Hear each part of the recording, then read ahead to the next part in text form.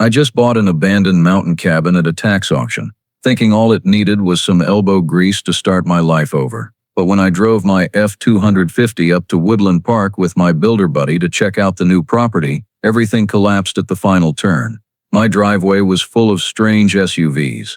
The cabin was freshly painted. Kids' toys were scattered all over the yard. Before I could even knock, the door flew open. A blonde woman in yoga gear looked at me like I was bothering her. "Can I help you?" I held up the deed. Said, "This house belongs to me." She smirked.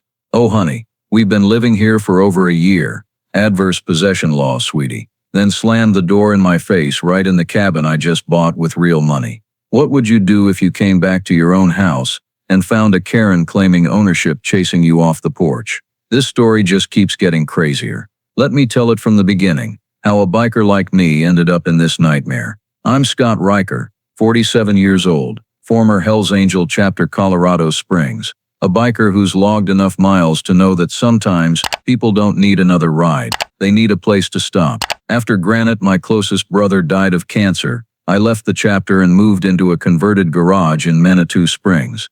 Without Granite's laughter, without those cross-state rides with him, that little room suddenly felt too big and too quiet. Every night I sat in front of my old Harley, listening to the wind scrape the door, wondering if I still belonged anywhere in this world. I needed a place to start over, a place that didn't remind me of the past, that didn't force me to be strong in front of anyone, a space lonely enough for me to pick myself back up. And then I saw that cabin, in the Teller County tax lien auction list. The photo showed up: leaking roof, broken windows, rotted railing, knee-high grass in the yard. The former owner, Howard Lyman, 78 years old, lived alone, died 3 years ago without a will. The county searched for relatives for 2 years and couldn't find any, so the cabin went to auction. To most people, it was a burden, but to me it was a chance to rebuild my life. 2 acres of forest land, right up against Pike National Forest, cut off from all the noise, a place where I could fix every board, every step,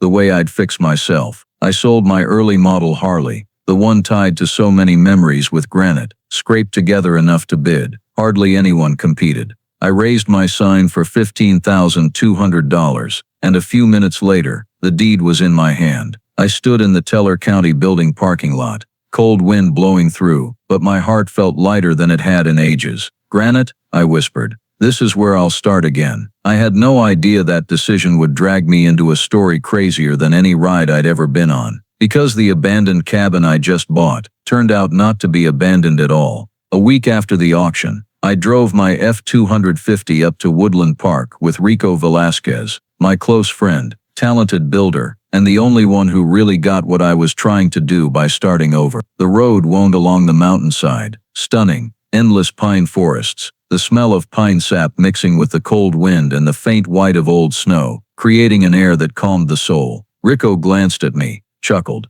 "The biker's going full mountain man now, huh?" I just shook my head, but in spite of myself a small smile crept up, one of the few real moments of joy I'd had in months. We talked plans: replace the cabin roof, rebuild the back deck, install a new fireplace, redo the kitchen. I said I wanted to do most of the work myself, as a way to heal after so much loss. Rico just nodded, didn't say anything, but I knew he understood. When we were about 2 miles from the cabin, my heart beat a little faster. "Wonder what it looks like in person," I said. "Wonder if it's even still standing." Rico laughed. "Abandoned for 3 years, standing would be weird." But as we got close to the property line, something didn't add up. Fresh tire tracks on the dirt road, clearly not old, snow churned up like someone had just passed. A new soda can tossed on the roadside, still beaded with cold condensation. Rico frowned, but I brushed it off. Could be hikers, or kids. I just wanted to see the rundown cabin I'd imagined so I could start dreaming of a new chapter. But one last turn when the road opened up ahead shattered that vision completely and kicked off a nightmare I never saw coming. The second my F-250 turned into the driveway, both Rico and I went dead silent, like we'd hit an invisible wall. The rundown cabin I'd braced myself to see, leaking roof, broken door, rotted railing, wasn't there. In front of us was a house painted fresh slate gray, clean enough to look like a pro crew had just finished it. 3 SUVs parked haphazardly at the entrance, tires still caked with fresh mud. On the lawn, kids' toys scattered everywhere. Pink scooter, small helmet, rubber ball, even a little green plastic chair for a preschooler.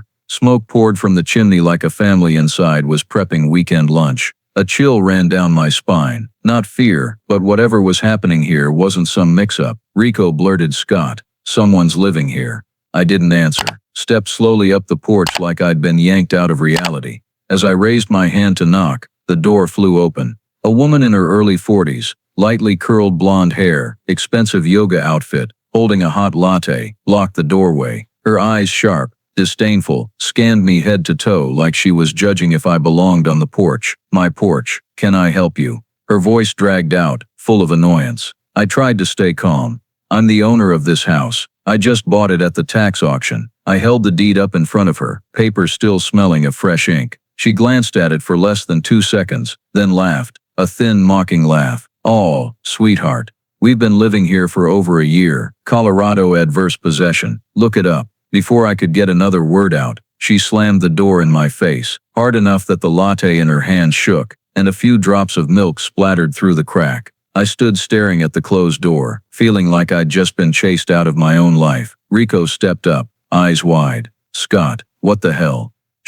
"I know," I said quietly, but my chest felt like it was about to explode. Less than 20 seconds later, I heard the lock turn, then Karen yelling from inside, "Tyler, call the sheriff. There's a trespasser on the property." Rico immediately looked at me with a "you gotta be kidding me" stare. "Trespasser? We're the trespassers?" I backed up a few steps, took a deep breath to keep myself from punching the door. I'd been through thousands of tense situations worse than this. Bar fights, biker rallies, run-ins with drunks or troublemakers, but never in my life had I been called a trespasser on property I legally owned. 15 minutes later, a white Teller County Sheriff cruiser pulled into the driveway, lights on but no siren. Stepping out was Deputy Mark Dunham, with the familiar look of a local who thought he knew exactly who was good and who was bad. And a biker like me was definitely in the second group. Dunham didn't look at me first. He went straight to the porch, where Karen had the door open, eyes red like she was about to cry. "Mark," Karen called out,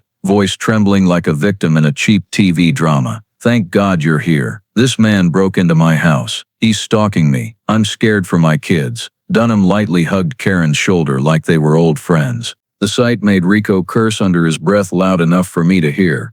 I held up the deed. "Deputy, this is my house. I bought it at the tax auction last week. I just came to check the condition." Dunham glanced at the paper, glanced at the old Hells Angels patch on my jacket, then his eyes changed, like he'd just spotted a federal-level criminal. "Sir," Dunham said, voice ice cold, "even if you have papers, the people living here have tenant rights. You can't come here threatening them." "I'm not threatening anyone," I replied, trying to rein in the anger. "They're squatting in my house."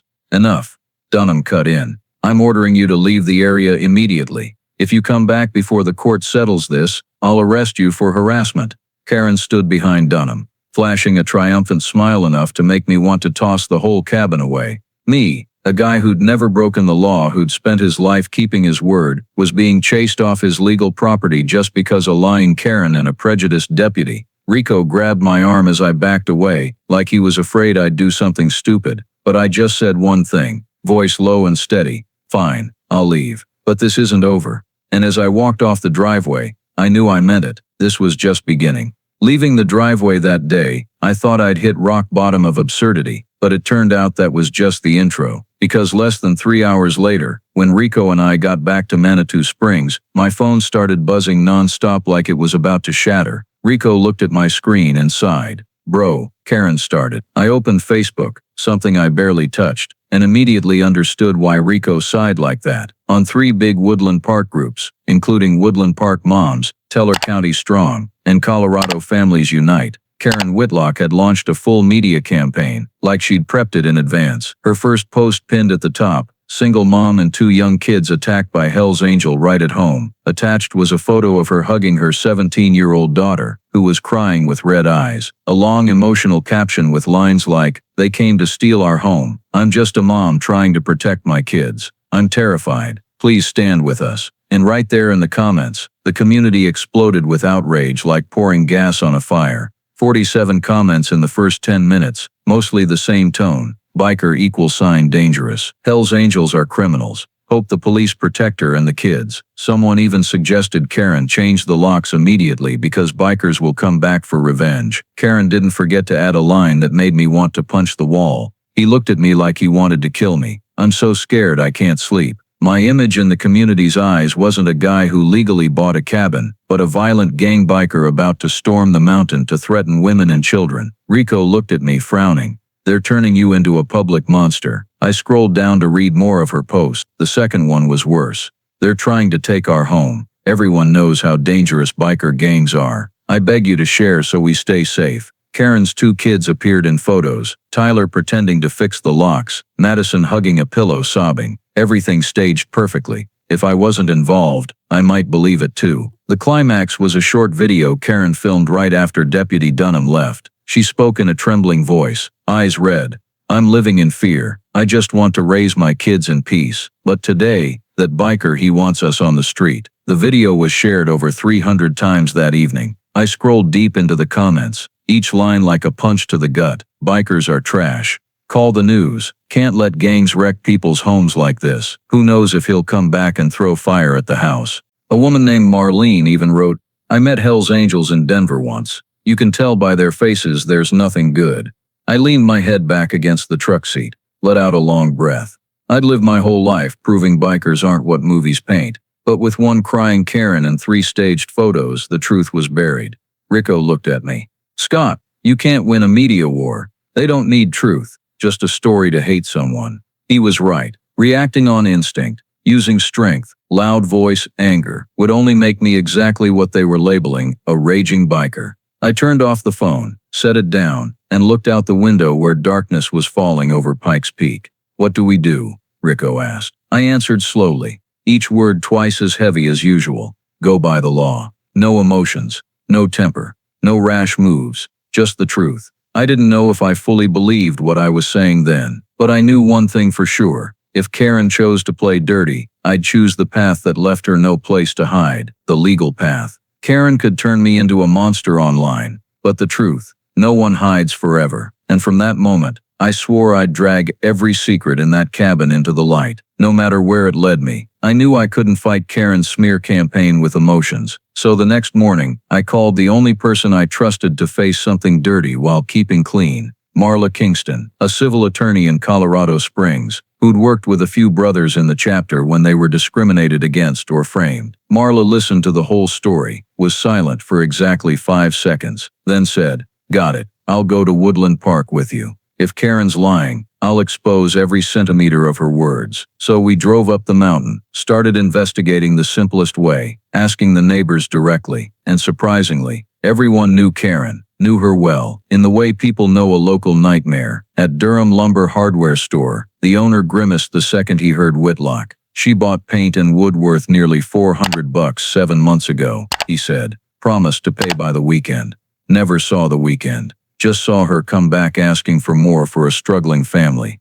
At the pizza place on Midland Avenue, the cashier shook her head hard. That Karen? Yeah, she comes in for free food 3 times a week, says her kid's sick, says they're about to be evicted, but her car's a Lexus GX parked right outside. We kept going to a local gas station. The clerk heard Karen's name and unleashed a rant like he'd been holding it for months. She owes $80 for gas since June. Keeps promising tomorrow, then vanishes. But the biggest punch came from Mountain View General Store, where the owner heard Karen's name and said right away, she's running an illegal Airbnb out of that cabin. I whipped around. Airbnb, which cabin? She pulled out her phone, opened the Airbnb app, typed in the search, Mountain Breeze Retreat, Woodland Park, Colorado. The photos that popped up choked me. My cabin, shot from the exact driveway angle I'd turned into. Railing repainted, windows replaced, even photos of a cozy mountain vibe bedroom. Booking calendar, packed solid for 4 summer months. Price, $165 a night.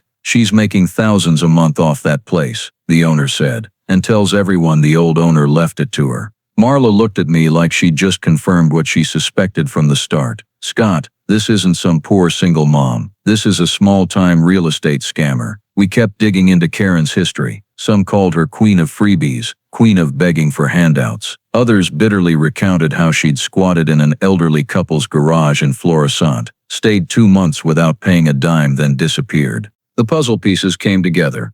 Karen wasn't an innocent victim I'd threatened. She was experienced at using tears and kids as weapons to get favors, avoid eviction, or take others places.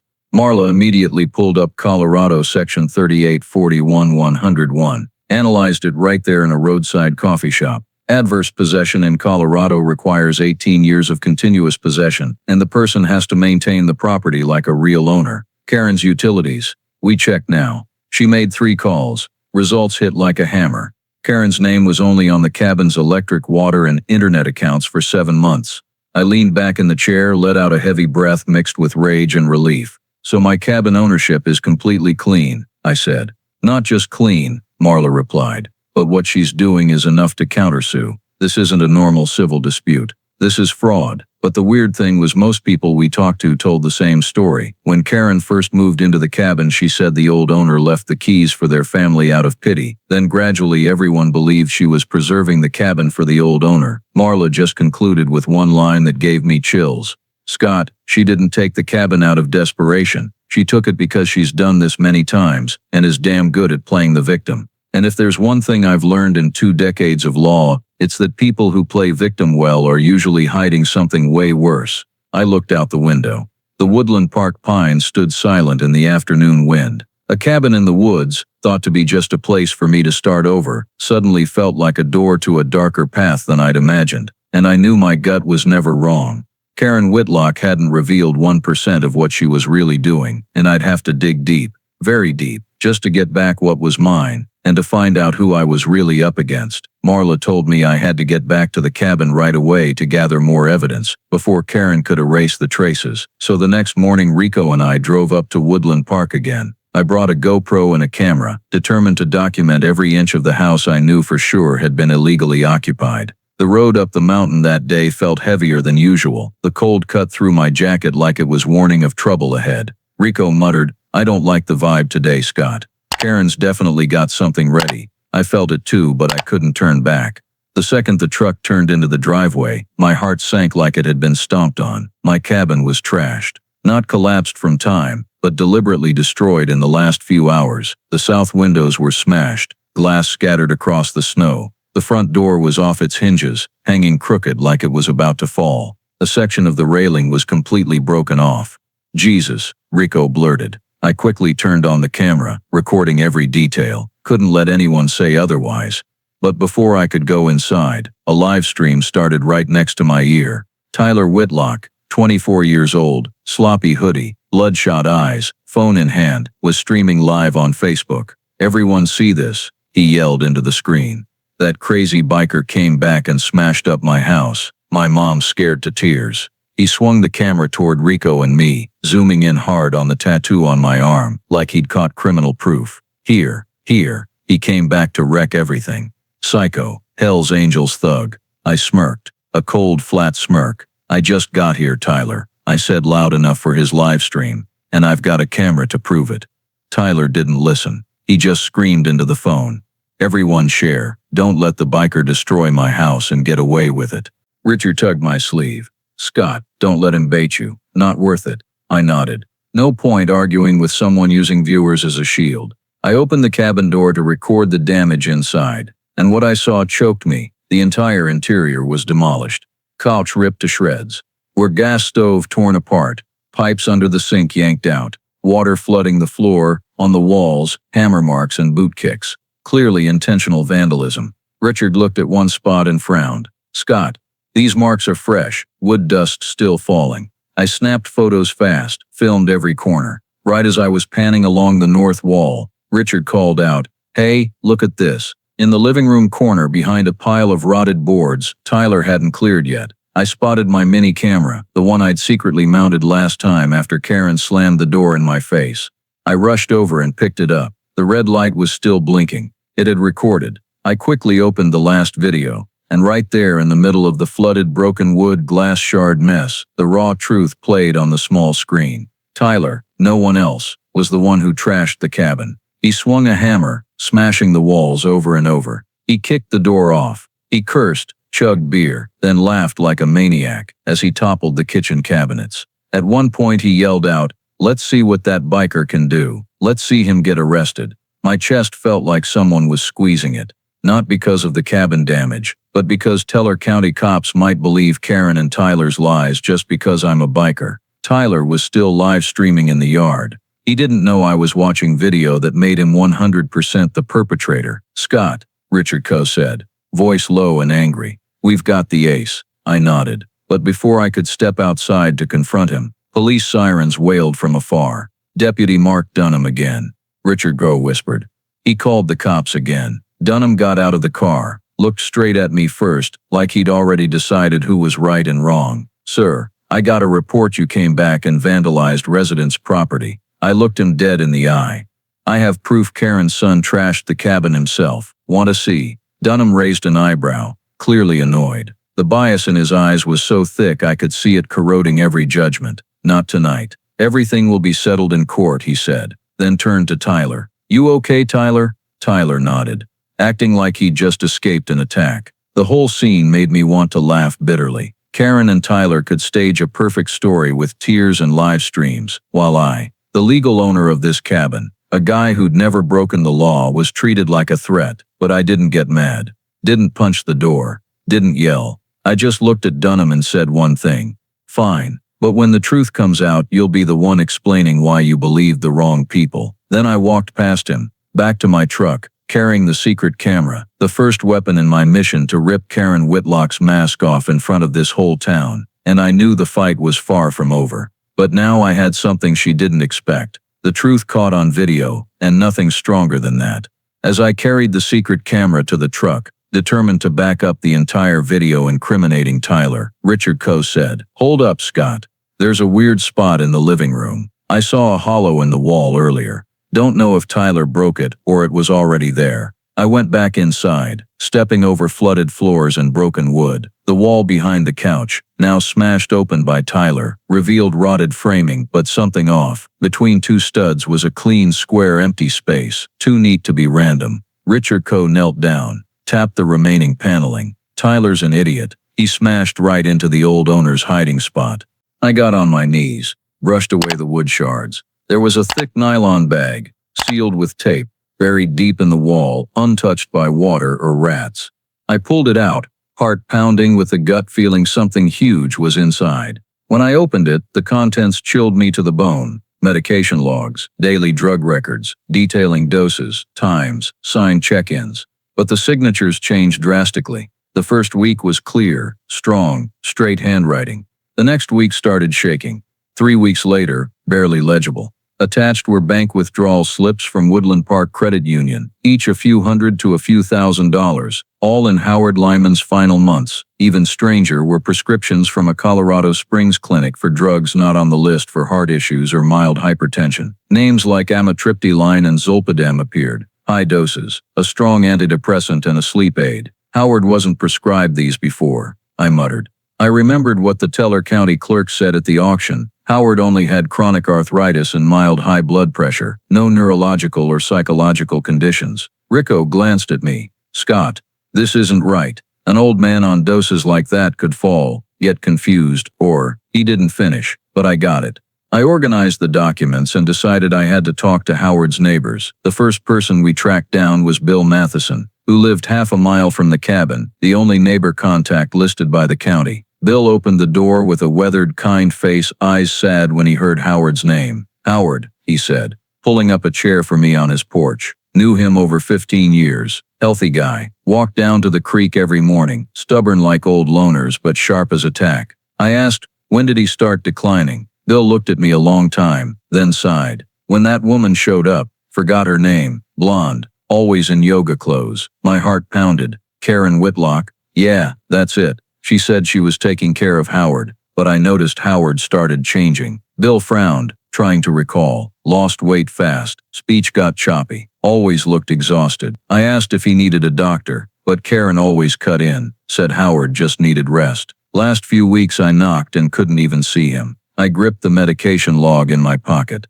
Rico asked, "Did you see Howard out much?" Bill shook his head. "No. Once she arrived, he pretty much vanished. Lights on and off randomly. Money seemed to be pulled out a lot. Bank even called me once because it looked weird. but I wasn't family, couldn't do anything. Bill looked down, voice dropping. Then one day, I saw the ambulance. Karen stood at the door, said Howard fell in the bathroom, and didn't make it. I asked, "Do you believe it?" Bill looked me straight in the eye, fear mixed with regret. "Scott, sometimes I think Howard didn't fall in the bathroom. I think he was helped to die." The air between us thickened. Pine sap scent drifted in the evening breeze, but everything suddenly felt suffocating like low oxygen. Rico looked at me. "Scott, Karen's not just a scammer." Hearing that sent a chill down my spine. If the medication logs were real, if the odd prescriptions were real, if the money was drained abnormally, it all painted a terrifying picture. Howard Lyman might not have died naturally. I felt it in my bones.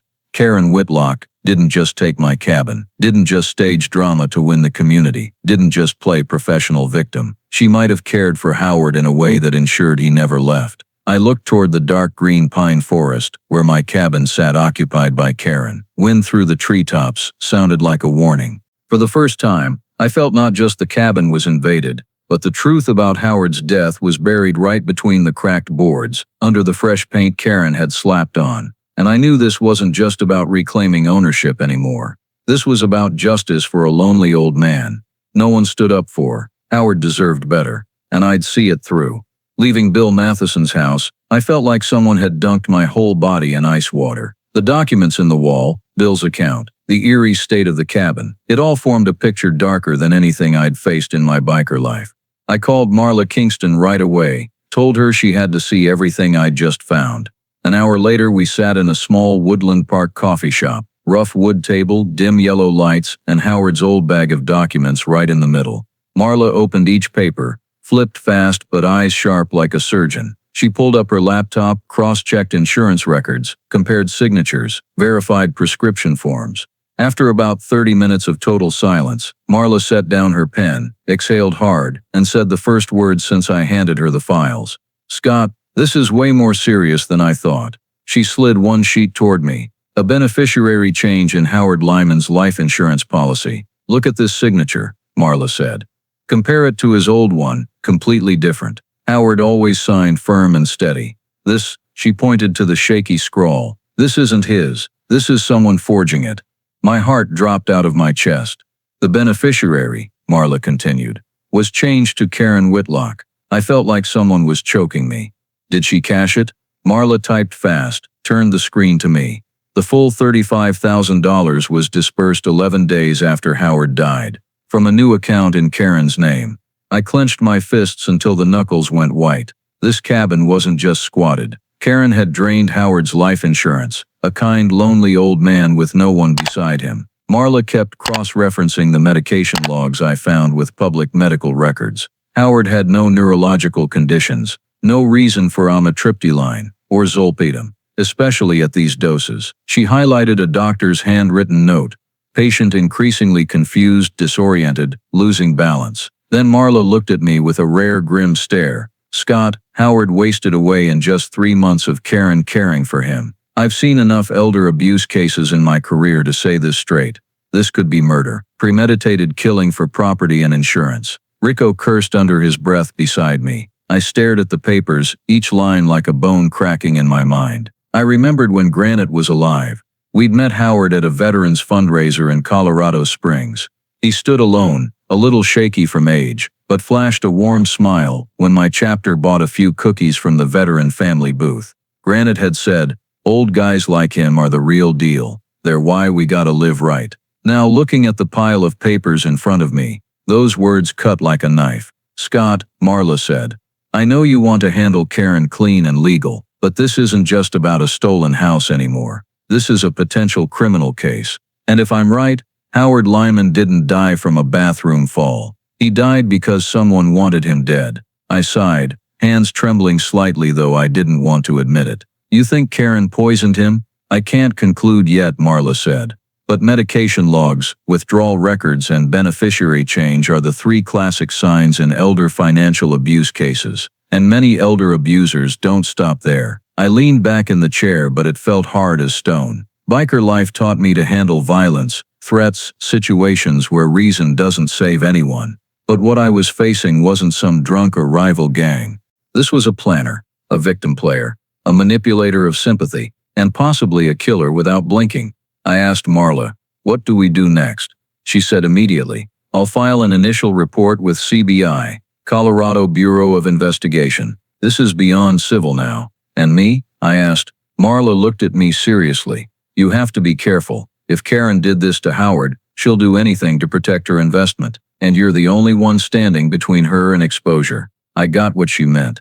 Karen wouldn't sit quiet, but I'd made up my mind. I looked out the window where snow-covered pine hills were slowly fading into dusk. I thought of Howard, a forgotten lonely old man, except by the person who exploited him for money. I thought of Granite, who taught me loyalty isn't pretty words but something you live and die for. And I thought of the cabin, not just my property, but possibly a crime scene.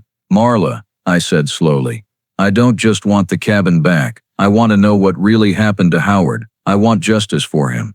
Rico put a hand on my shoulder. "Scott, I'm in. You're not doing this alone." I nodded. I knew from that moment the fight wasn't Scott Riker versus Karen Whitlock anymore. This was Scott Riker standing up for a forgotten old soul, and my chapter, even though I'd left, would still have my back when I needed their honor. "If Howard was murdered," I said, "his killer won't walk. I swear on my biker honor." And I had a crystal clear feeling the real battle was just beginning. Marla sent the report to CBI that night, and less than 48 hours later, while Rico and I sat in the truck in front of the cabin, rewatching Tyler's vandalism video to keep from exploding, a black SUV pulled into the driveway. A tall woman, hair tied back neatly, dark green jacket, stepped out with the air of someone who'd seen every dark corner of life. "Scott Riker?" she asked, voice clear and firm. "I'm Agent Harper Donovan, Colorado Bureau of Investigation. I need to talk to you." She shook my hand with strong, precise grip, then walked straight into the cabin like she already knew it hid more than damp wood and cracked walls. I opened the door for her, and when Harper saw the demolished cabin, holes in walls, door off hinges, water everywhere, she just said, "Who did this?" I showed her the secret camera video, Tyler swinging the hammer, smashing walls, laughing maniacally and threatening me. Harper watched without blinking, marking timestamps. "Good," she said. "But that's not the main reason I'm here." Harper opened her file bag, pulled out a thick stack of documents, set it in front of me. "We ran Karen Whitlock through the system. The results are not normal." I stood still, only hearing wind whistle through the broken door. Harper continued. "Karen lived in 3 other towns in the last 7 years, Salida, Buena Vista, and a suburb in Parker. In all 3, a lonely elderly man died within 3 to 5 months of Karen helping them. My legs felt like they slipped half a step." Harper flipped 3 sheets, laid them side by side. "This is a repeating pattern. Approach, isolate, take property, change beneficiary, cash insurance, disappear." She pointed to a Salida file, prescriptions nearly identical to Howard's medication logs, zolpidem and amitriptyline in both. "This isn't coincidence," Harper said. "This is the signature of a financial predator, a hunter of lonely seniors, making them dependent then draining them dry." At that, Harper looked at me with eyes sharp enough to make me breathe deep. "Scott, high chance Howard Lyman was victim number 4. My chest pulled tight. "You're saying she kills people?" Harper closed the file, voice dropping. "Not with a knife, but with dependency, overdoses, manipulation, a shadow murder. Hard to detect, but the signs are eerily consistent."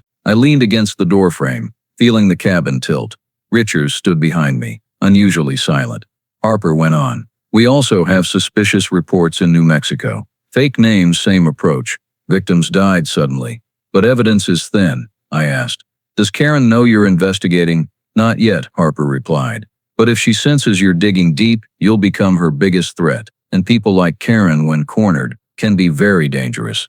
Harper was right. In biker life I'd faced hotheads, drunks, guys ready to fight over a glance. But Karen was different. She fought with tears, live streams, community sympathy, and the innocence of people who want to believe the single mom victim story. A smarter predator, hiding behind fake morality. Harper walked to the door, adding before leaving, "Scott, from now on, everything you do must be documented. No direct confrontation, no provocation. We need your cooperation to bring her into the light." I nodded, but inside I was surging. This wasn't just about a stolen cabin anymore. This was about a kind old man exploited to death, and I, by chance or fate, was the only one who found the remaining traces. As Harper drove away, snow fell thicker. Richard put a hand on my shoulder. Scott, I know that look. You're going all the way, right? I looked at the cabin, no longer seeing rubble, but where Howard spent his final months possibly trapped, isolated, drained. I owe him that, I said. No one stood up for Howard. Now I do. Richard sighed, but nodded. I took a deep breath. Cold wind slapping my face like a reminder. The coming fight wouldn't be like anything I'd faced before. Karen Whitlock wasn't just a squatter. She was a predator in victims' clothing, and if she'd made 4 old men fall in the bathroom, I wouldn't let a 5th suffer the same fate before the truth came out. The battle entered a new chapter. The chapter of justice. The chapter of Howard. The chapter of truth against the darkness. Karen had built for years. Harper's message still echoed in my head as Richard and I left the cabin that day. People like Karen, when cornered, can be very dangerous. I thought I was ready for any counterattack she threw, but just 3 days later I realized Harper had still understated it. Because Karen Whitlock didn't just counter, she declared war. The first morning of that storm started with me waking up to over 20 messages from unknown numbers, most with the same line. Stop killing women, you monster. I opened my phone and instantly understood Karen had launched a new online campaign. She posted in Woodland Park, moms tell her neighbors, even a domestic violence group in Denver. The post was longer than any she'd written, with a photo of her hugging her crying daughter Madison. The Hell's Angel biker is hunting me. We're scared to sleep. He says he'll come back. I think he wants to kill us to take the house. Below were hundreds of comments. The previous night's nightmare upgraded to public fury. Lock him up. Bikers won't scare single moms.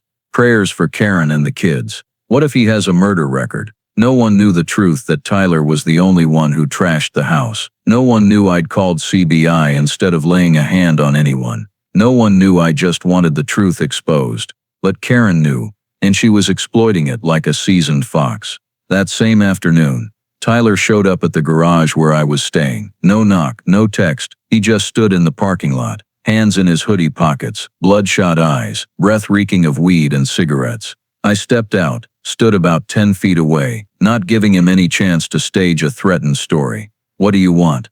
I asked. Tyler shrugged, half smirked. My mom told me to talk to you. Talk. He stepped closer, just one step, but enough for Rico to come out of the house, arms crossed, staring like he'd block for me if needed. Tyler lowered his voice, but contempt dripped through. My mom wants you gone. I narrowed my eyes. Gone how? He sneered. Like, can't walk anymore. His tone was casual, like discussing the weather. She's scared you'll ruin our lives. And my mom doesn't let anyone do that, I replied. I'm not ruining anyone's life. I just want the truth. Tyler snorted. Truth is my mom doesn't lose. She says you're a biker, you're dirty, you left the chapter because of internal beef. I clenched my jaw. Watch your mouth. He kept grinning. She told me to say this. If you don't drop the lawsuit, something will happen to you. Accident. Simple as that. I stared straight into his eyes. He looked away, eyes darting sign of a liar, more than a liver. Rico, go back inside, I said softly, not breaking eye contact with Tyler. No need. Rico smirked but stepped back. Tyler started breathing heavier. Done talking? I asked. Yeah, he said. Hope you're smart. I stood still until he left the lot. Rico turned to me. Scott, this is escalating. I know, I replied. And I'm trying to keep it legal, but Karen's pushing me to a place where any biker would struggle to stay calm. But just 2 days later, things went beyond struggle to stay calm, straight to life-threatening. That afternoon, Harper Donovan called with a voice lower than I'd ever heard. Scott, we have a problem. What? A source in Colorado Springs says Karen contacted 2 guys with violent records, asking them to teach you a lesson. I shot up. What are they planning? Stage a car accident. Harper said, a side swipe at an intersection, or cut brakes, or wait for you on a mountain road. It's common with hired thugs. I gripped the phone tight. You sure? Positive. We have message logs. One of the guys was an informant, owes us, so he handed over everything. We grabbed him before the plan went live. I exhaled, trying to stay calm. She wants me dead. Harper's voice dropped. She wants you silenced. You've become a threat to her entire scam operation. Scott, be extremely careful. From today, no solo mountain drives, no night trips, and if possible, have someone with you. I looked at Rico, standing behind me, fists clenched. I've got someone. I said. Harper continued. We're opening a federal file. From now on, every threat, every move from Karen or Tyler is direct evidence. But remember, you don't react. If you lay a finger on her, everything's over. I nodded. I get it. I swore to do this by the book. Harper added one last line before hanging up. Scott, people like Karen don't fight with strength. They fight with public opinion, with tears, with turning you into the monster. She already did, I said. The issue is, I don't stop fighting. When the phone went dead, Rico stepped in front of me. Now what? You still want to play by the rules? I looked at the trashed cabin in the video. Howard's medication logs. Tyler's lying live stream. Karen's fake tears. Yes, I said. I want the rules. But this time, the rules go all the way. And I knew when Karen dared hire someone to handle me, the fight between us was no longer property dispute. This was survival. Exposing a predator in victim's clothing. And me with my biker past, misunderstood by the whole town. I'd bring the truth to light. Not for the cabin, not for honor, but for Howard Lyman, the man no one else defended. And this was heading straight into its most dangerous chapter. That night, after Harper's call, Rico and I sat in the garage, each with an open beer neither of us could drink. The air was thick with the news of Karen hiring a hit like burnt oil. I was re-watching Tyler's vandalism video when frantic knocking started, urgent, shaking, panicked. Rico glanced at me. Not a good time for visitors, but the knocking continued, with sobbing. I went to the door, opened it, and the person there froze me. Madison Whitlock, Karen's 17-year-old daughter. The girl's face was paper white, mascara streaked down her cheeks, breath ragged. Seeing me, she burst into heavy sobs like she'd finally found someone to save her from something more toxic than anything I'd imagined about Karen. Please, please don't shut the door. I need help. I opened wider for her to come in. Rico stood nearby, wary but unable to hide surprise. Madison clutched her backpack to her chest, hands shaking so bad she could barely stand. Scott, I'm sorry. I didn't know who else to turn to. I softened my voice. What's wrong? Talk to me. Madison looked up, eyes full of fear. My mom's losing control. She's saying things that make me think she could hurt me. And Tyler too. Rico and I exchanged looks. I helped Madison to a chair. Tell me more. The girl opened her phone with trembling hands, showed me an audio file. I recorded it secretly. Mom thought I was asleep. But last night she was drunk on a call, and Madison choked up, and she bragged that she took care of Mr. Howard. Blood ran cold down my spine. I played the file. It started with glass clinking on a table, then Karen's voice raspy from booze, but smug in a sick way, only the twisted have. That old fool was stupid, thought I cared. I just needed his signature. Every morning, I put a little antifreeze in his tea. Sweet, dissolves easy. Who'd know? Rico cursed loud enough to echo. I stood up, heart pounding so hard I felt it in my throat. The file went on. 3 months was enough. He got confused, weak, fell in the bathroom. Clean fall. Doctors think old people fall all the time. I cashed the insurance like breakfast. Karen's laugh, cracked, dry, cruel. I stopped it before it continued. Madison hugged her head, sobbing. I can't take it anymore. My mom's not good. She's just good at crying, acting the victim, using us as shields. I asked, why give me this file, Madison? The girl wiped tears, eyes meeting mine, for the first time not with fear but pleading. Because, she also said, if Scott doesn't stop, he'll die before he can talk. I don't want anyone else dead. I don't want my mom to do worse. In that moment, I didn't see Madison as the enemy's daughter. I saw a kid trapped between her mother's evil and a family collapse she never chose. I put my hand on the table, said slowly, you did the right thing. You just saved my life. Madison cried harder. But Marla, sharp Marla Kingston, saw everything through a few texts I sent. 10 minutes later, she screeched into the garage, laptop, file bag, in the eyes of a legal warrior entering the final battle. She listened to the recording start to finish, not blinking once. Then she said one line. This is a murder confession. This is premeditated homicide. And Karen said it with her own mouth. Madison shrank at murder, but Marla softened. Not your fault. You just saved this town from a dangerous person. Harper Donovan was called immediately. When the audio was sent, Harper texted, Scott, Madison just gave us the missing piece. Murder case opens now. I knew from that second, this wasn't suspicion or theory anymore. This was state-level murder. possibly federal, if proven Karen used mail for the insurance money. Madison took a deep breath. I'm so scared. Mom will kill me if she knows I gave the recording. Ty knelt beside her. Madison, you're not going home anymore. Harper will protect you. You did something brave most adults wouldn't, Martel added. And we need you for one last thing. What? Madison asked, voice still shaking. Tell the truth at the town hall meeting on Thursday. Madison blinked fast, clearly terrified. In front of the whole town. Yes, Marla said. That's where Karen planned to make Scott the monster, and where we'll unmask her. Harper agreed. Exposing Karen had to be public in front of the community she'd manipulated for months. They needed to see the truth with their own eyes, so it could never be weaponized again. I looked at Madison, gently put a hand on her shoulder. You're not fighting alone. We're here. Harper's here. The truth is on your side. The girl nodded, tears rolling but eyes growing steadier. Rico brought her a hoodie and hot water, then looked at me meaningfully. It's time, Scott. I stood, looked out into the pitch-black night beyond the garage. Outside, mountain winds slapped the building like reminders. The battle had entered a new chapter. Karen had confessed to killing Howard Lyman. Madison had shattered her mother's wall of lies. And the town hall meeting would be where we brought the truth to light in front of all Woodland Park, where Karen was once seen as the saintly victim. I took a deep breath, whispered like a vow. Howard, you'll get your voice back. Because from here there was no escape for Karen Whitlock. Thursday evening came faster than I expected, and Woodland Park Town Hall blazed like a festival, except no one smiled, and every eye held a mix of curiosity, judgment, and anger. Me,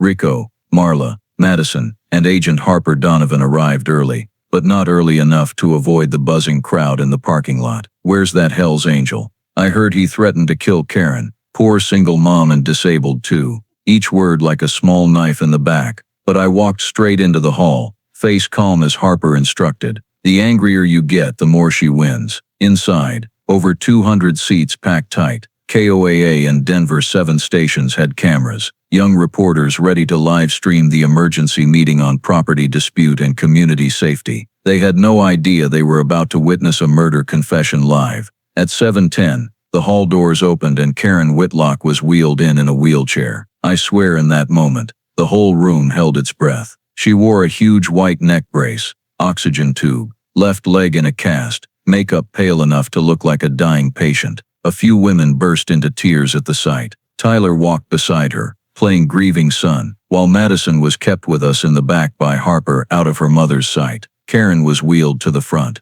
to the center mic. Seeing me at the back, she trembled, squeezed the oxygen tube and spoke in a frail voice. Thank you all for coming. I've been through so much pain, but what hurts most is the threat from a man, a biker, who wants to take my home. The room erupted in angry murmurs. Someone yelled, "Arrest him now." Another, "Don't let bikers ruin our town." Karen dabbed her eyes with a tissue, sobbing. I just want to protect my daughter. She hasn't slept from fear. He'll return. I don't know if we're safe anymore. Right then the new mayor banged the gavel for order. But clearly the room's heart leaned toward the poor mom in the wheelchair. Harper leaned to me, whispered, "It's time." I stood. No applause. Half the room turned to glare like I'd stepped off a wanted poster. But I walked forward. Steady steps. No rush. Near the mic, Karen turned. Despite the pale makeup, her eyes flashed contempt. "You're here to threaten me more, Scott Riker." I held up the deed, the cabin ownership certificate, and spoke loud enough for the mic to catch. "I'm here to tell the truth." Some snickered. Someone said, "Biker truth? Don't joke." I looked straight at Karen. I legally bought that cabin at Teller County auction. I never threatened anyone. But I set the stack of papers on the table. I have proof Karen is not the victim. Karen gave a weak laugh. "Oh, more papers. I'm badly injured. And you, a big biker, want to take a disabled woman's home? Shameful." The room buzzed again, but Harper stepped beside me, flashed her badge. "I'm CBI Agent Harper Donovan, and what you're about to hear isn't civil dispute. This is state-level criminal." The hall went dead silent. Harper opened her laptop, projected on the big screen, Howard Lyman's medication logs, then bank withdrawals, then the forged beneficiary change on the insurance. The room started whispering. Karen went pale, gripped the wheelchair arms. Harper continued. Karen Whitlock lived with Howard in his final 3 months. Howard, previously healthy, suddenly wasted away. Miss Whitlock cashed $35,000 in insurance, just 11 days after his death. Karen cried out. That's money he left me. He loved me. Harper ignored her. She played the audio, Madison's secret recording. Karen's voice filled the hall, loud enough no one could pretend not to hear. I put antifreeze in his tea every morning. Sweet, dissolves easy. The old fool never knew. One fall and done. I cashed the insurance like breakfast. The hall exploded in screams. Women covered mouths, tears falling. A man stood yelling, "She killed Howard, my God." Karen panicked, yanked off the oxygen tube, screamed, "I'm being framed. She hates me." Scott forced my daughter. Then Harper signaled. Madison stood from the back. The whole hall turned to the girl, thin, pale from fear but eyes burning with resolve. Madison walked to the mic. Karen shrieked, "Madison, sit down, right now." But Madison kept coming, hands shaking, voice small but clear. "Mom, you have to stop. You killed Mr. Howard. You told me so. I can't take it anymore." Karen lost it. She threw the tissue, raged, "You traitor. You dare go against your mother." Harper held out a hand, blocking Karen. I thought she'd faint, cry, or keep acting, but no, she cracked, tore off her own victim mask. Karen looked around, saw the room's horror, fury, and then she screamed, like a cornered animal, like someone with nothing left. "That old man deserved to die, and so does the biker." The words boomed through the mic, blasted from speakers, straight into the live TV stream. The hall froze for 3 seconds, then erupted like a bomb. People screaming, people jumping up, people cursing, and Harper calm put a hand on Karen's shoulder.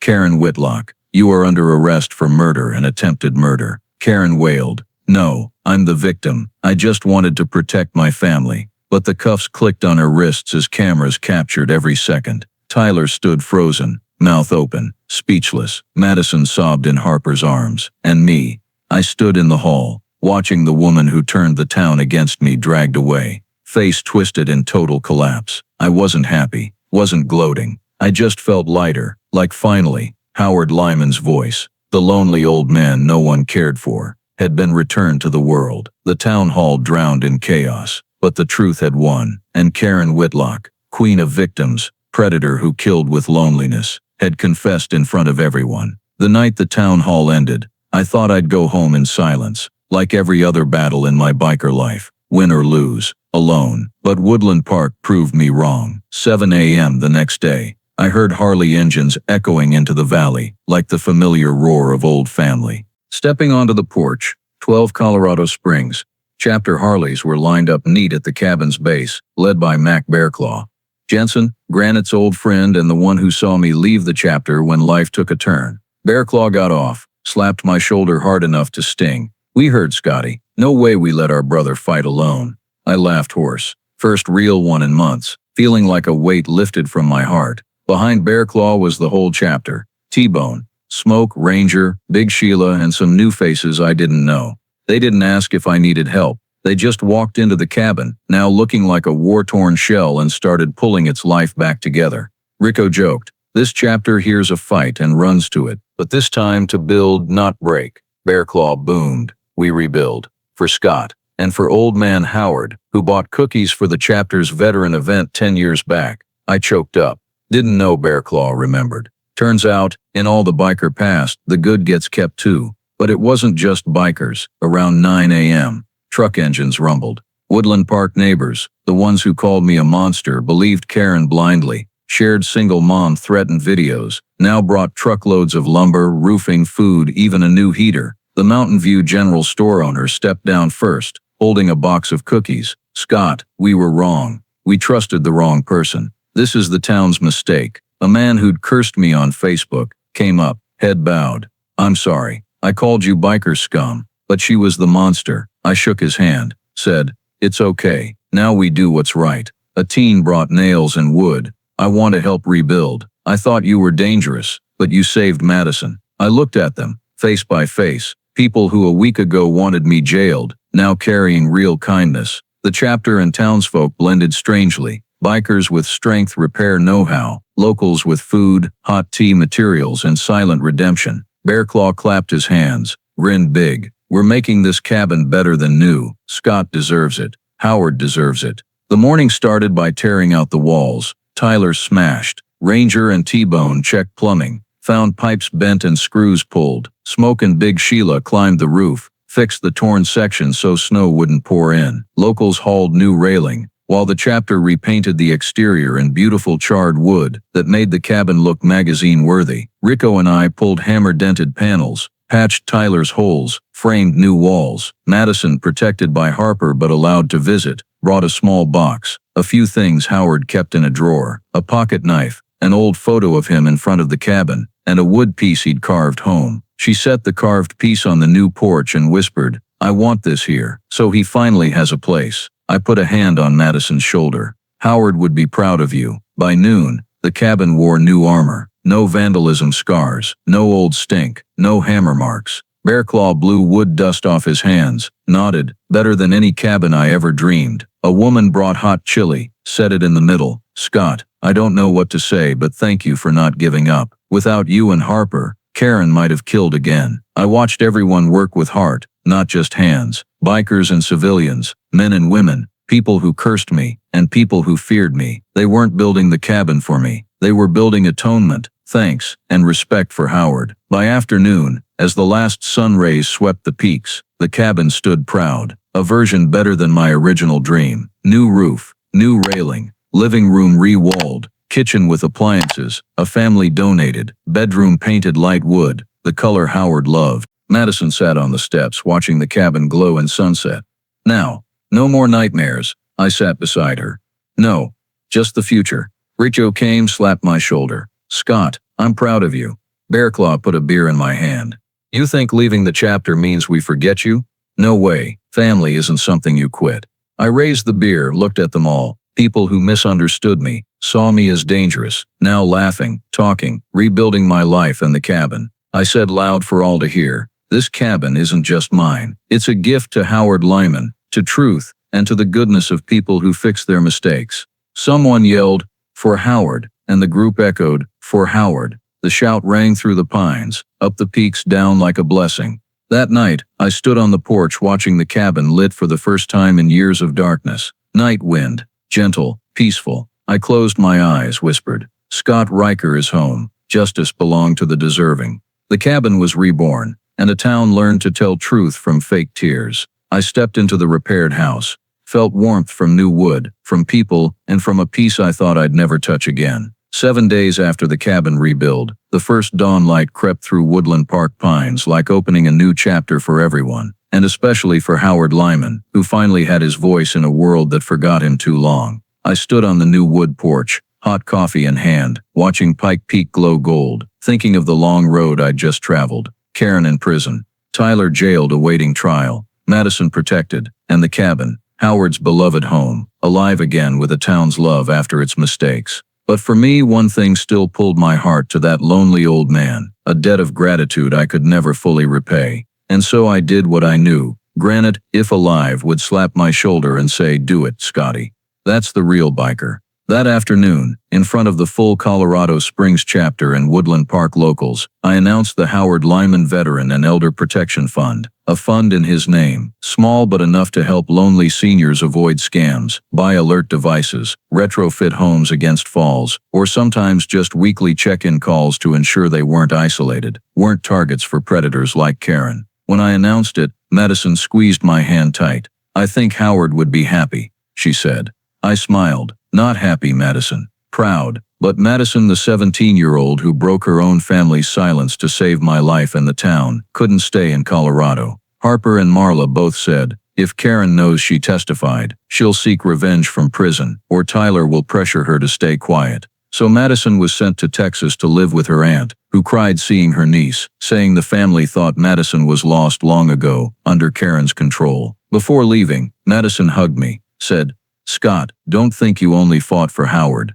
You saved me from a future like Mom's." And I understood. Sometimes the good you do doesn't just save the dead, but the living. The cabin now became Woodland Park's new heart. No longer a place of dispute, fake tears, slander. It became where every weekend my chapter and locals held BBQs, grilled meat, drank beer, told stories of Howard, of Madison, and how a small town was nearly blinded by a predator's smile. I'll never forget the first BBQ. Kids who feared me ran up wanting Harley rides. People who live stream cursed me brought cookies with apologies. An old man grabbed my hand, eyes red. Howard was my friend. Thank you for not quitting. The chapter sat around the fire, flames reflecting off leather patch vests, but this time, locals didn't see Hell's Angels patches with fear. They saw people who stood for justice when the town lost its way. That night, Bearclaw raised a beer for Howard. The pines seemed to answer with a strong gust through the cabin, like the old man's blessing. Winter passed, then spring came. I fixed a few more things in the cabin, planted lavender pots Howard loved, repaired the wood sign he carved home and hung it on the porch. As my and Howard's story spread across Colorado, veterans came to the fund, some just wanting a talk, some sharing they nearly fell victim to someone like Karen. My chapter, the group Hollywood paints as street scum, became the mountain region's elder protectors, volunteering home repairs, ramp installs, doctor runs or just evening visits. A town that once feared bikers now smiled hearing Harley's echo from afar, and me, who left the chapter for a quiet life, now understood. Bikers never cut their road. We're not perfect. We don't wear fancy suits, but we're loyal to what's right, and never turn our back when the weak are attacked. One morning, as the sun peeked over Pike Peak, I stood on the cabin porch with hot coffee and my old leather jacket, something I rarely wore since leaving the chapter. Light hit the fresh cabin, the Howard's Haven sign the town gave me, the snow streaks like silver frost. I breathed deep. Air clean, pure as the truth finally exposed. I said to myself, but also to Howard, to Granite, to the chapter, to the world. People see a biker and see fear, but sometimes, the biker is the last one standing for what's right. Wind carried the words into the forest, rustling the pines. I chuckled, shook my head. Howard, you seeing this? This whole town came alive because of you.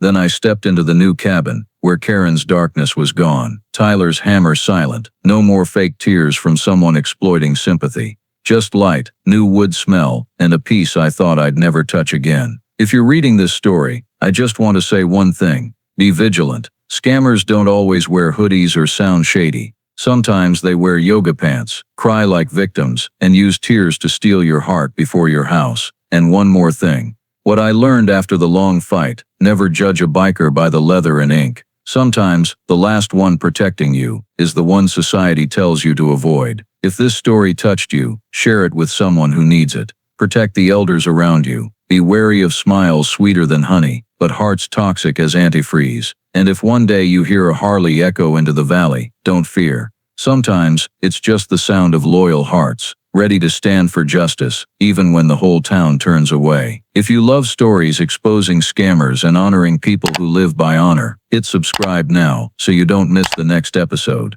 See you on the next ride, where truth always revs up and charges straight ahead.